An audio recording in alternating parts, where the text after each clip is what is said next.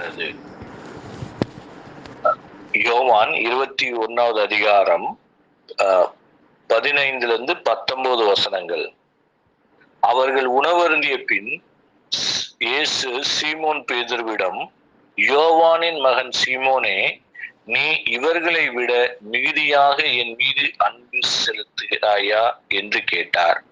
அவர் இயேசுவிடம், ஆம் ஆண்டவரே, எனக்கு உம்மிடம் அன்பு உண்டு என உமக்கு தெரியுமே என்றார். இயேசு அவரிடம், என் ஆட்டுக்குட்டிகளை பேணி வளர் என்றார்.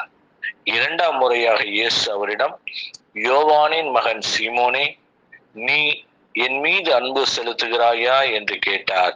அவர் இயேசுவிடம், ஆம் ஆண்டவரே, எனக்கு உம்மிடம் அன்பு உண்டு என உமக்கு தெரியுமே என்றார். இயேசு அவரிடம், என் ஆடுகளை மேய் என்றார். மூன்றாம் முறையாக இயேசு அவரிடம், யோவானின் மகன் சீமோனே, உனக்கு என்னிடம் அன்பு உண்டா என்று கேட்டார். உனக்கு என்னிடம் அன்பு உண்டா என்று இயேசு மூன்றாம் முறை கேட்டதால் பேதுரு துயருற்று அவரிடம், ஆண்டவரே, உமக்கு எல்லாம் தெரியுமே, எனக்கு உம்மீது அன்பு உண்டு என்பது நீ அறியாத ஒன்றா என்றார். இயேசு அவரிடம், என் ஆடுகளை பேணி வளர். நீ இளைஞனாக இருந்தபோது நீயே இடையை கட்டிக்கொண்டு உனக்கு விருப்பமான இடத்தில் நடமாடி வந்தாய். உனக்கு முதிர்ந்த வயது ஆகும்போது நீ கைகளை விரித்து கொடுப்பாய்.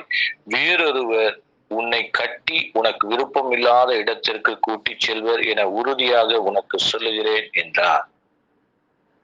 இது இன்றைய நற்செய்தி பகுதியில் நம்ம தியானித்த நற்செய்தி. ஆண்டவர் பேதுருவிடம் 3 முறை, யோவானின் மகன் சீமோனே, நீ இவர்களை விட மிகுதியாக என் மீது அன்பு செலுத்துகிறாயா என்று கேட்டார். ஆண்டவர் 3 முறை இந்த காரியத்தை குறித்து கேட்கிறார். நீ என்னை அன்பு செய்கிறாயா? இதுல நிறைய பேர் நிறைய அர்த்தங்கள் விளக்கங்கள் சொல்லலாம். ஏன்னா பேதுரு 3 முறை ஆண்டவரை மறுதலித்ததுனால ஆண்டவர் 3 முறை பேதுருவிடம் இதை குறித்து கேட்டார் என்று கூட சிலர் விளக்கம் கொடுக்கலாம். ஆனால் ஆண்டவர் உண்மையிலேயே அத்தகைய காரியத்தை நினைவில் கொண்டு 3 முறை கேட்கவில்லை. காரணம், ஆண்டவர் நம்முடைய குற்றங்களை மன்னிக்கும் பொழுது, ஒருவர் செய்த குற்றங்களை மன்னிக்கும் பொழுது, கிழக்கும் மேற்கும் எவ்வளவு தொலைவோ அவ்வளவு தொலைவுக்கு நம்முடைய குற்றங்களை நம்மிடத்திலிருந்து வேறுபிரிக்கிறார். நம் குற்றங்களை முதுகுக்கு பின்பாய் எரிந்து விடுகிறார் என்று சொல்லப்பட்டிருக்கிறது. முதுகுக்கு பின்பாய் எரியப்பட்ட குற்றங்கள் ஒருபொழுதும் நமக்கு முன்பாய் கடந்து வருவதில்லை. இன்னொன்னு பாத்தீங்கன்னா, நம்முடைய குற்றங்களை, நம்முடைய பாவங்களை ஆழ்கடலில் அமிழ்த்து போட்டு விடுகிறார் அப்படின்னு சொல்லப்பட்டிருக்கிறது. ஆண்டவராகிய இயேசு கிறிஸ்து ஒருவருடைய பாவங்களை மன்னிக்கும் பொழுது அந்த மன்னிப்பானது இத்தகையதாய் இருக்கிறது. ஒருபோதும் ஆண்டவர் அந்த பாவங்களை நினைவு கூறுவதில்லை. அப்படின்னா பேதுருக்கு 3 முறை மறுதலித்ததை ஆண்டவர் சுட்டி காட்டவில்லை. இந்த 3 முறை கேட்டதுக்கும் பேதுரு 3 முறை மறுதலித்ததுக்கும் தொடர்பு கிடையாது. ஆனா ஏன் அப்படின்னு பாத்தீங்கன்னா, ஆண்டவர் பேதுருவிடம், சீமோன் பேதுருவிடம் தன்னை அவர் உறுதியாக அன்பு செய்கிறார் என்பதை அறிந்து கொள்ள விரும்புகிறார்.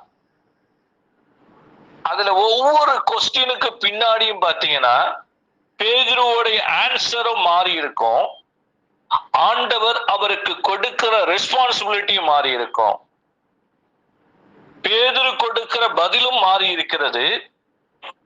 அதற்கு பிற்பாடு ஆண்டவர் அவருக்கு கொடுக்கிற பணியும் மாறி இருக்கிறது.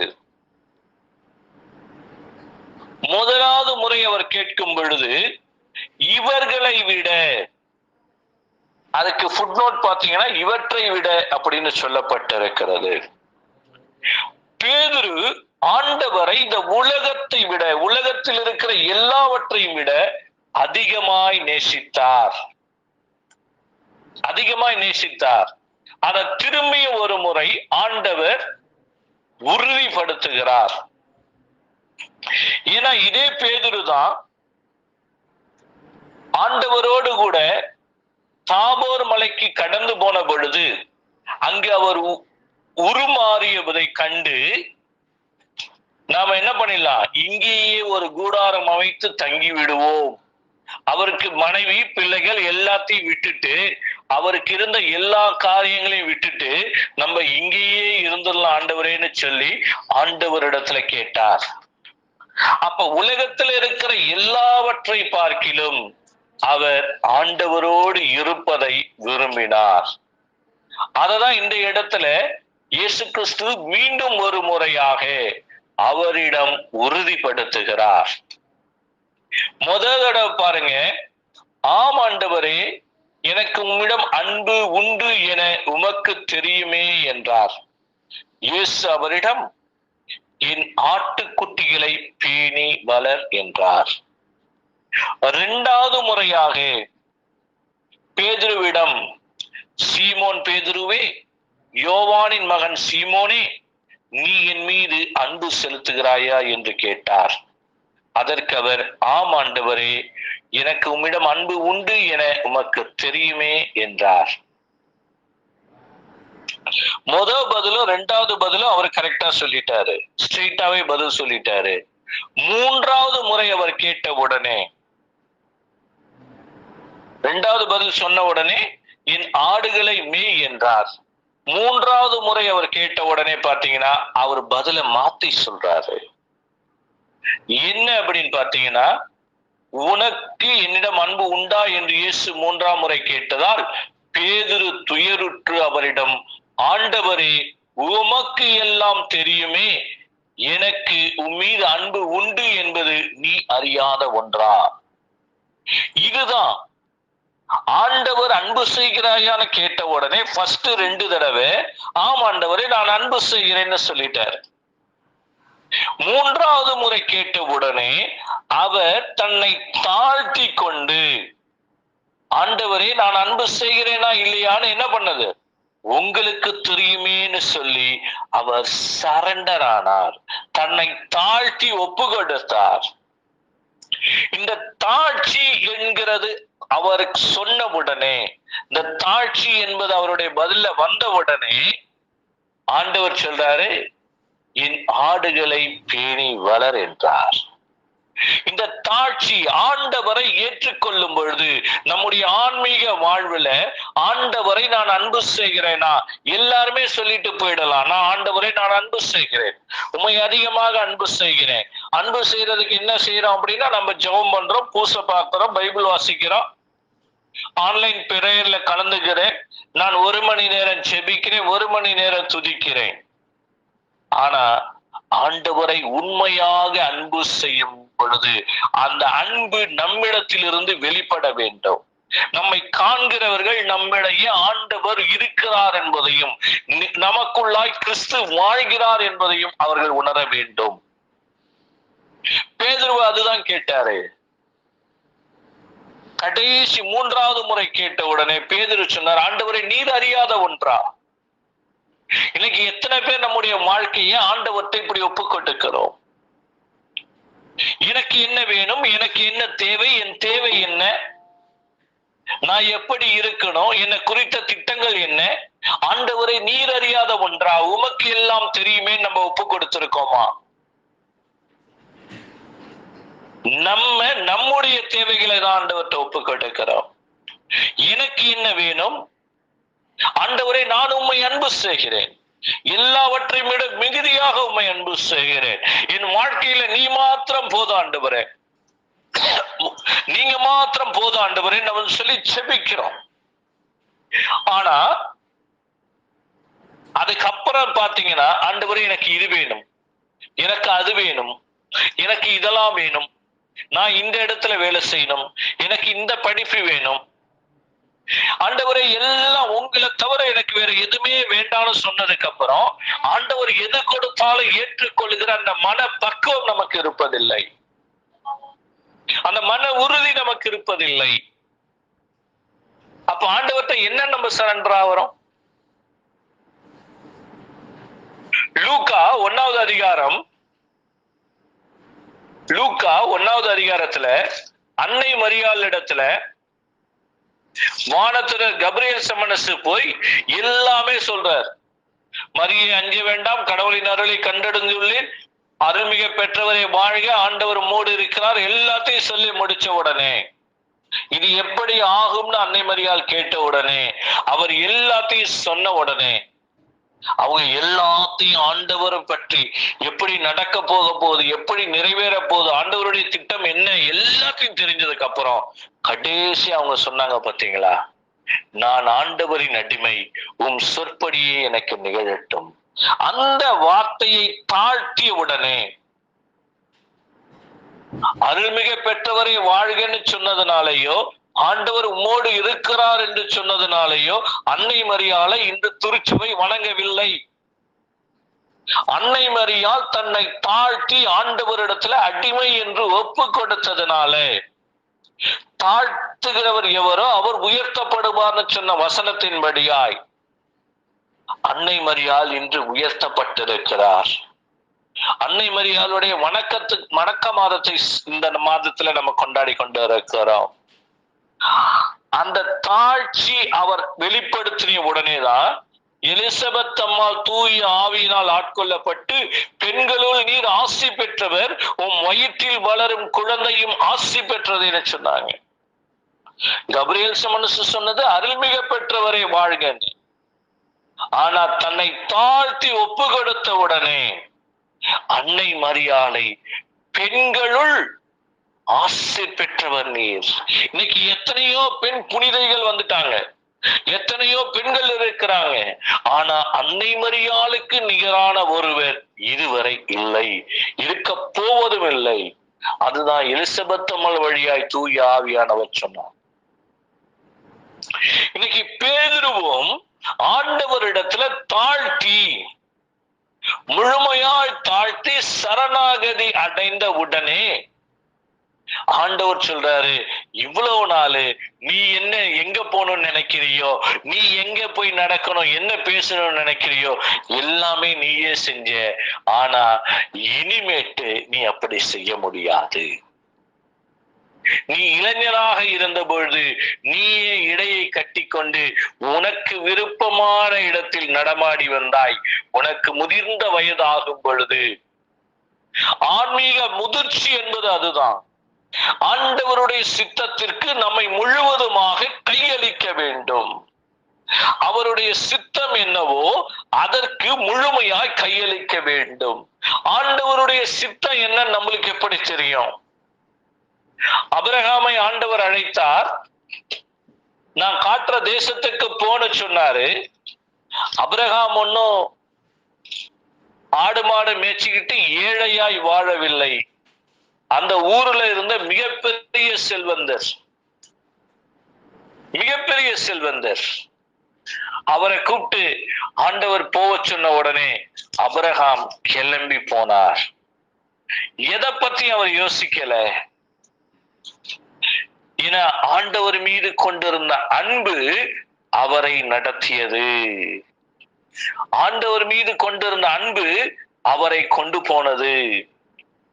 அப்ப ஆண்டவருடைய திட்டங்கள் அவருக்கு தெரியும். அந்த திட்டங்கள் நமக்கு தெரியணும்னு அவசியம் இல்ல. எரேமியா 29:11 சொல்லப்பட்டிருக்கிறது, ஏனெனில் உங்களுக்காக நான் வகுத்திருக்கும் திட்டங்கள் எனக்கு தெரியும் அன்றோ. உங்களுக்கு எனக்கும் தெரியாது. திட்டங்கள் என்னவா வேணாலும் இருக்கலாம். நீங்களும் நானும் ஒரு திட்டம் போட்டிருப்போம், இந்த மாதிரி இருந்தா என் வாழ்க்கை நல்லா இருக்கும், இந்த மாதிரி இருந்தா நல்லா இருக்கும். ஆனா ஆண்டவருக்கு திட்டங்கள் தெரியும். ஆண்டவர் ஒரு திட்டம் வைத்திருப்பார். அந்த திட்டம் அவருக்கு மட்டும்தான் தெரியும். அது சொல்லப்பட்டிருக்கிறது, ஏனெனில் உங்களுக்காக நான் வகுத்திருக்கும் திட்டங்கள் எனக்கு தெரியும் என்றோ, அவை வளமான எதிர்காலத்தையும் நம்பிக்கையையும் உங்களுக்கு அளிப்பதற்கான நல் வாழ்வின் திட்டங்களே அன்றி கேடு விளைவிப்பதற்கான திட்டங்கள் அல்ல என்கிறார் ஆண்டவர். அப்ப ஆண்டவருடைய திட்டங்களுக்கு நீங்களும் நானும் கையளிக்க வேண்டும்.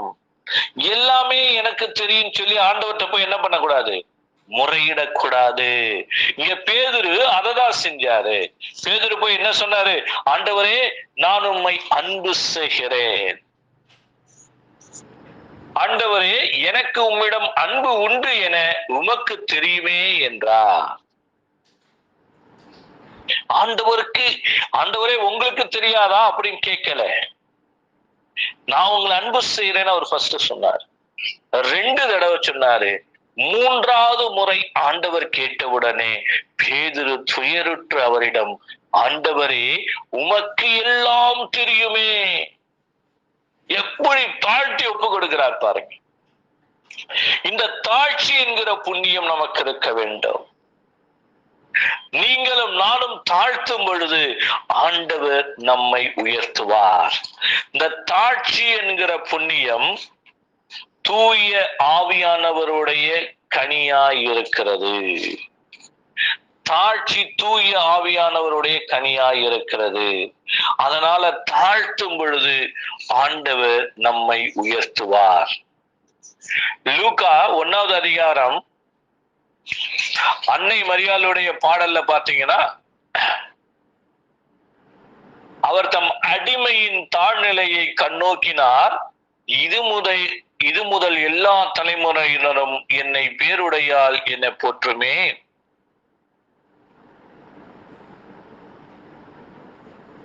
தாழ்நிலையில் இருப்போரை உயர்த்துகிறார், பசித்தோரை நலன்களால் நிரப்புகிறார், செல்வரை வெறுங்கையராய் அனுப்பிவிடுவார். அப்ப தாழ்நிலையில் இருப்பவரை ஆண்டவர் உயர்த்துவார். இப்ப நீங்களும் நானும் ஆண்டவர் முன்பாய், ஆண்டவருக்கு எல்லாம் தெரியும். எப்படி பேதுரு ஆண்டவரே உமக்கு எல்லாம் தெரியுமேன்னு சொல்லி ஒப்பு கொடுத்தாரோ, அதே போல நீங்களும் நானும் ஒப்பு கொடுக்கும் பொழுது ஆண்டவர் நம்மை உயர்த்துவார். சீராக் 35வது அதிகாரம் 17வது வசனம், தங்களை தாழ்த்துவோரின் வேண்டுதல் முகில்களை ஊடுருவி செல்லும், அது ஆண்டவரை அடையும் வரை ஆறுதல் அடைவதில்லை. தங்களை தாழ்த்துவோரின் வேண்டுதல் முகில்களை ஊடுருவி செல்லும், அது ஆண்டவரை அடையும் வரை அவர்கள் ஆறுதல் அடைவதில்லை. அப்ப தாழ்த்துவோருடைய செபங்கள் யாரு தாழ்த்தி ஆண்டவர் கரத்துல சரணாகதி அடைந்து தன்னை முழுவதுமாய் ஒப்பு கொடுத்து செபிக்கிறார்களோ, அவர்களுடைய செபங்கள் முகில்களை தாண்டி ஆண்டவருடைய சன்னிதானத்தை அடையும். இப்ப நம்முடைய செபங்கள் அத்தகையதாய் ஆண்டவருடைய சன்னிதானத்திற்கு போனோம் அப்படின்னு சொன்னா நீங்களும் நானும் தாழ்த்த வேண்டும். தாழ்த்தி ஆண்டவரிடத்துல ஒப்பு கொடுத்து பாருங்க, அவருடைய திட்டங்கள் எத்தகையதா இருக்கிறதுன்னு பாருங்க. நம்ம ஏதோ நினைப்போம், ஆண்டவரே நான் எனக்கு இது வேணும் அது வேணும்னு சொல்லி நம்ம செபிப்போம். ஆனா ஆண்டவருடைய திட்டங்கள் அதை விட பெருசா இருக்கும். என்னுடைய வாழ்க்கையில நடந்த ஒரு காரியத்தை, இந்த திட்டங்களை பத்தி நான் பேசும்போது எப்போதுமே நான் சொல்ற ஒரு சாட்சி உண்டு. நான் 2 ஆண்டுகள் வேலை இல்லாம இருந்தேன். 2010-11 2011வது ஆண்டு செப்டம்பர் மாசம் நான் ஒரு இன்டர்வியூ போய் அட்டன் பண்ணேன். சென்னையில ஒரு கம்பெனில இன்டர்வியூ அட்டன் பண்ணேன். இன்டர்வியூ அட்டன் பண்றதுக்கு முன்னாடி எனக்கு சொன்னாங்க, மேனேஜர் டெசிக்னேஷன், உங்களுடைய வேலை வந்து மேனேஜர், சம்பளம் வந்து மாசம் 50,000 ரூபாய் அப்படின்னு சொன்னாங்க. நான் வேலை இல்லாம இருக்கிறேன், அந்த சம்பளம் கிடைக்கிறது எனக்கு பெருசு, சரின்ட்டு நான் ஒத்துக்கிட்டேன். போய் இன்டர்வியூ அட்டன் பண்ணேன், எல்லாமே பண்ணேன். ஆனா எனக்கு அந்த வேலை இல்லை, நீங்க இன்டர்வியூ சரியா பண்ணல, உங்களுக்கு அந்த வேலை இல்லைன்னு சொல்லிட்டாங்க. நான் மனசு உடைஞ்சு போயிட்டேன், வந்தேன். அப்போ என் கூட சேர்ந்து இணைந்து செபிக்கிற ஒரு சகோதரர் உண்டு, அவருடைய பெயர் ஸ்டீஃபன். அவர் நான் எந்த கம்பெனில இன்டர்வியூக்கு போனனோ அந்த கம்பெனில வேலை செஞ்சுக்கிட்டு இருந்தார். அவர்கிட்ட ஃபோன் பண்ணி, பிரதர் இந்த மாதிரி நீங்க சொன்னீங்க, நான் வந்தேன், எனக்கு இன்டர்வியூல நான் செலக்ட் ஆகலன்னு சொல்லிட்டாங்க பிரதர் அப்படின்னு. உடனே அவர் சொன்னாரு, ப்ரே பண்ணிட்டு, இல்ல பிரதர் இந்த இடம் ஆண்டவர் உங்களுக்கு தான் வச்சிருக்காரு, நீங்க தான் இங்க வேலை செய்வீங்க. என்ன பிரதர் ஆண்டவர் இல்லைன்னு இங்க வேலை இல்லைன்ட்டாங்க நீங்க சொல்றீங்க? இல்ல ஆண்டவர் கிளியரா சொல்றாரு, இந்த வேலை உங்களுக்காக அவர் வைத்திருக்கிறார் அப்படின்னு சொன்னாரு. சரின்ட்டு நான் ஆண்டவரே உன் நன்றி, உங்க சித்தமானா நடக்கட்டும்னு சொல்லிட்டு நான் வந்துட்டேன். வந்து நான் ஜெபிச்சுக்கிட்டு இருந்தேன். ஒன்றும் நடக்கல. டிசம்பர் மாசம் கிறிஸ்துமஸ்க்கு கேரல்ஸ் போறோம். போகும்பொழுது கேரல்ஸ் போறதுக்கு முன்னாடி ஃபாதர் பின்னாடி வருவாரு. நான் ஒவ்வொரு வீடா, ஒரு வீட்டுல கேரல்ஸ் எல்லாரும் பாடிக்கிட்டு இருக்கும் போது அடுத்த வீட்டுல போய் நான் சொல்லிட்டு அங்க ரெடி பண்ணுவேன் ஃபாதர் வர்றதுக்காக. அந்த மாதிரி நான் போகும்போது வானத்தை அண்ணாந்து பார்த்து ஆண்டவர்கிட்ட சொன்ன, ஆண்டவரே நீர் பிறந்திருக்கிறீர் என்கிற மங்கள வார்த்தையை நாங்க ஒவ்வொரு வீட்லயும் சொல்லிட்டு போறோம், எனக்கு ஒரு வார்த்தை நீங்க சொல்ல மாட்டீங்களா அப்படின்னு ஜெபிச்சுட்டு நான் போயிட்டேன். அடுத்த நாள் காலையில ஒரு 10 மணிக்கு ஏஞ்சி நான் வெளியில கடைக்கு போறேன். எனக்கு போன் வந்துச்சு. நீங்க அந்த வேலைக்கு வர முடியுமா, இல்ல வேற எங்கேயாவது ஜாயின் பண்ணிட்டீங்களான்னு கேட்டாங்க. நான் சொன்னேன் இன்னும் ஜாயின் பண்ணல அப்படின்னு. சரி வாங்க அப்படின்னாங்க. அடுத்த நாள் 23ஆம் தேதி நான் டிசம்பர் 23 நான் கிளம்பி போனேன். போன உடனே 26ஆம் தேதி நீங்க ஜாயின் பண்ணணும், வேலைக்கு ஜாயின் பண்ணிடுங்கன்னாங்க. சரி அப்படின்ட்டு வந்துட்டேன். ஏன்னா எனக்கு ஏற்கனவே அவங்க சொல்லிட்டாங்க மேனேஜர் டெசிக்னேஷனை 50,000 ரூபாய் சம்பளம்னு சொல்லிட்டாங்க. சரின்னு நான் கடந்து வந்துட்டேன். வந்த உடனே வீட்டுக்கு வந்த உடனே அவங்க ஃபோன் பண்ணாங்க, உங்களோட அப்பாயின்மெண்ட் ஆர்டர், உங்களோட இது எல்லாமே டீட்டெயில் அனுப்பியிருக்கோம், டெல்லியில இருந்து உங்களை கூப்பிட்டு பேசுவாங்க, அவங்க தான் உங்களுக்கு அப்பாயின்மெண்ட் ஆர்டர்லாம் அனுப்புவாங்க, நீங்க வந்தா ஃபோன் வந்தா பேசிக்கோங்கன்னாங்க. எனக்கு ஃபோன் வந்துச்சு, பேசினாங்க. உங்களுக்கு மெயில் அனுப்பியிருக்கோம், உங்களுக்கு சேலரி டீட்டெயிலும் உங்க போஸ்டிங்ஸ் அப்பாயின்மெண்ட் ஆர்டர்லாம் மெயில் அனுப்பியிருக்கோம், பார்த்துட்டு ஓகே அப்படின்னா நீங்க கையெழுத்து போட்டு எங்களுக்கு திருப்பி அனுப்புங்கன்னு சொன்னாங்க. சரி நான் போனேன், இன்டர்நெட்ல ஓபன் பண்ணேன், மெயில்ல பார்த்தேன். ஆண்டவர் அற்புதமான ஒரு காரியத்தை அதுலதான் செஞ்சிருந்தார். என்ன அப்படின்னு பாத்தீங்கன்னா, என்னோட டெசிக்னேஷன் சீனியர் மேனேஜர்னு கொடுக்கப்பட்டு இருந்தது. நான் இன்டர்வியூ அட்டன் பண்ணது மேனேஜருக்கு, எனக்கு இல்லைன்னு சொன்னது மேனேஜர் வேலை. ஆனா இப்போ நான் 3 மாசம் வெயிட் பண்ணி இருந்து பொறுமையா காத்திருந்து ஆண்டவர் எனக்கு கொடுத்தது சீனியர் மேனேஜர் அப்படின்ற டெசிக்னேஷன். சம்பளம் பாத்தீங்கன்னா மாசத்துக்கு 80,000 ரூபாய், 30,000 ரூபாய் கூட ஆண்டவர் கொடுத்தார். அதுக்காக ஆண்டவருக்கு நான் நன்றி சொன்னேன். நம்ம நினைக்கிற திட்டங்கள் வேற, ஆண்டவருடைய திட்டங்கள் வேற. அவர் நம்மை உயர்வாய் வைக்கதான் ஆசைப்படுவார். அதனால ஆண்டவரிடத்துல தாழ்ச்சியோடு, நம்ம தாழ்ச்சியோடு கூட ஆண்டவரே உம்முடைய சித்தம் என்னவோ அது நிறைவேறட்டும்னு நம்ம விட்டு கொடுக்கும் பொழுது அவர் செய்கிற காரியங்கள் மிக பெரியதா இருக்கும். பேதுரு எவ்வளவோ கஷ்டப்பட்டிருக்கலாம். அவர் மறுதளித்ததுக்கு அப்பிற்பாடு, அதே போல பாத்தீங்கன்னா ஆண்டவர் உயிர்த்த பிற்பாடு கூட அவங்க எல்லாரையும் கூட்டிட்டு மீன் பிடிக்க போனவர் தான். இதே பேதுரு எல்லாரையும் கூட்டிட்டு மீன் பிடிக்க போனார், திரும்பி பழைய வாழ்க்கைக்கு போயிடலான்னு போனாரு. ஆனா அவரை ஆண்டவர் என்னை அதிகமாய் அன்பு செய்கிறாயான்னு சொல்லி 3 முறை கேட்டு அவர்கிட்ட என்ன சொல்றாரு பாருங்க. ஃபர்ஸ்ட் தடவை என்ன சொல்றாரு, என் ஆட்டுக்குட்டிகளை பேணி வளர். 2வது காரியம், என் ஆடுகளை மேய். 3வது, என் ஆடுகளை பேணி வளர். திருச்சபையில இருக்கிற 3 நிலையினரை குறிக்கிறது. முதல் நிலையினர் பொது நிலையினர், ஆட்டுக்குட்டிகளை பேணி வளர். நீங்களும் நானும் ஆட்டுக்குட்டிகளா இருக்கிறோம். இந்த ஆட்டுக்குட்டிகளை பேணி வளர்க்க சொல்லி. 2வது, ஆடுகளை மேய். திருச்சபையில பொது நிலையினர், குருக்கள், ஆயர்கள், இந்த 3 நிலை தான் இருக்குது. இந்த 3 நிலையில இருக்கிறவர்களையும் பேதுருவிடத்துல இந்த திருச்சபையை ஒப்பு கொடுக்கும்படியாய், திருச்சபைக்கு தலைவராய் நியமிக்கும்படியாய் அவர் 3 முறை கேட்டு உறுதிப்படுத்தி கொண்டு அவர் தாழ்த்திய உடனே அவர் கையில் இந்த திருச்சபையின் தலைவராய் ஒப்பு கொடுத்தார். அது மாத்திரமல்ல, ஆண்டவர் தன்னை ஒரு ஆயனாக, ஆடுகளை பேணி பாதுகாப்பவராக, தன்னை நல்ல ஆயனாக வெளிப்படுத்தி இருக்கிறார். தன்னுடைய அந்த ஆயனுடைய பணியை, நல்லாயனுக்குரிய பணியை பேதுருவினிடத்துல ஒப்படைத்தார். அதனாலதான் அவர் முதல் திருச்சபையின் தலைவராய், முதல் பாப்பாண்டவராய் நாம் இன்னைக்கும் அவரை கொண்டாடி கொண்டிருக்கிறோம்.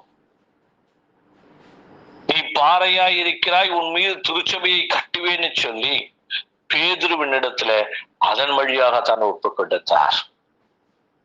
இன்னைக்கு நம்ம எந்த நிலையில? உங்களையும் என்னையும் பார்த்து ஆண்டவர் இந்த கேள்வி கேட்டார்.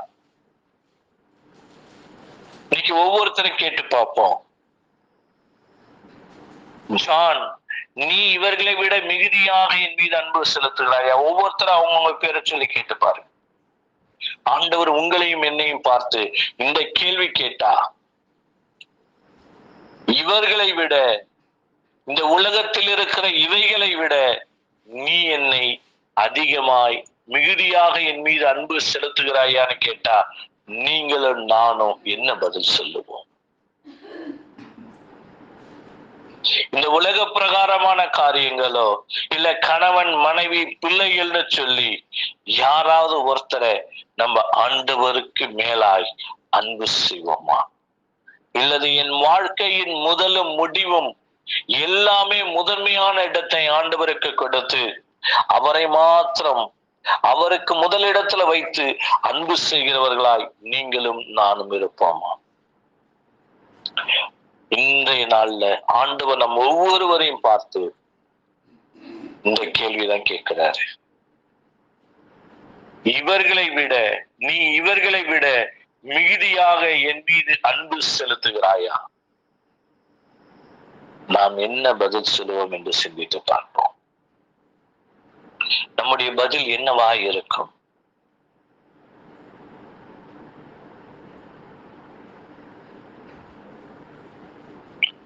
தூய ஆவியானவருடைய அபிஷேகத்திற்காக தூய ஆவியானவர் வழியாய் நிரப்பப்பட்டு ஆண்டவரை அதிகமாய் அன்பு செய்கிற ஒரு மனநிலையை கேட்டு நம்ம ஜெபிப்போம். மகா பரிசுத்தமும் கிருபை நிறைந்த எங்கள் தகப்பனே, இது வந்து இரவு வேளையில மட்டுமா எங்களோடு பேசி உடைய வார்த்தைகளுக்காக நன்றி செலுத்துகிறோம். அப்பா, அடிமையுடைய வாழ்க்கையில நீ செய்த அற்புதத்தை, அப்பா காட்டிய மகா பேரன்பை அப்பா சாட்சியப்படுத்த நீ கொடுத்த கிருபைக்காய் நன்றி செலுத்துகிறோம் ஆண்டவரே. அந்த அற்புதத்திற்காக இந்த நாளிலும் உனக்கு நன்றி செலுத்துகிறோம். கோடான கோடி நன்றி செலுத்துகிறேன் தகப்பனே. இதோ ஆண்டவரே, இங்க நாங்கள் கேட்ட செய்தியின்படியா சீமோன் பேதுருவிடத்துல நீங்க கேட்டீங்களே ஆண்டவரே, நீர் இவைகளை விட மிகுதியாக என்னை அன்பு செலுத்துகிறாயார். அப்ப அந்த கேள்வி எங்களை பார்த்து நீங்க கேட்டிருந்தீங்கன்னா எங்களுக்கு என்ன பதில் சொல்றதுன்னு தெரியல ஆண்டவரே. நாங்கள் உள்ளத்துல என்ன நினைக்கிறோம், எங்களுடைய இருதயங்களையும் எங்களுடைய உள்மனதின் காரியங்களையும் நீர் ஆய்ந்து அறிகிறவர் தகப்பனே. அப்பா, உமக்கு ஒன்று மறைவானது இல்லை தகப்பனே. நாங்க என்ன பதில் சொல்லுவோம்னு எங்களுக்கு தெரியல ஆண்டவரே.